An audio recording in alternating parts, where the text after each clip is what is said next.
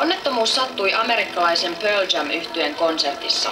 Suuri yleisömassa valui järjestäjien ja esiintyjien toistuvista kielloista huolimatta lavan eteen ja puristi siellä olleet katsojat aitaa vasten. Päälavan edessä syntyi paniikki ja yhtye lopetti soittamisen.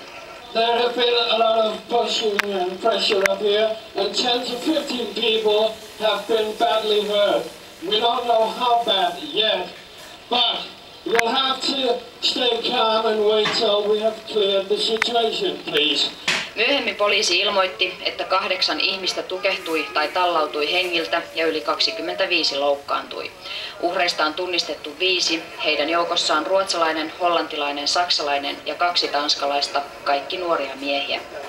Tanskan poliisi on vielä epävarma onnettomuuteen johtaneista syistä. Järjestäjien mukaan syynä eivät olleet puutteelliset turvajärjestelyt.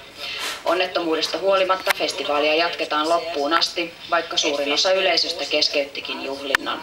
Så har man ikke lyst til at forestille sig nogen, man kender, især når nogen man kender, og jeg har heller ikke lyst til at forestille sig, at der er nogen, der er omkommet overhovedet. Så det vil være lidt underligt, hvis det så op og begynder at... Roskilde on yksi Euroopan suurimmista rockfestivaaleista. Tänä vuonna se veti yli 100 000 rockfania. Onnettomuus on ensimmäinen sen 30-vuotisen historian aikana.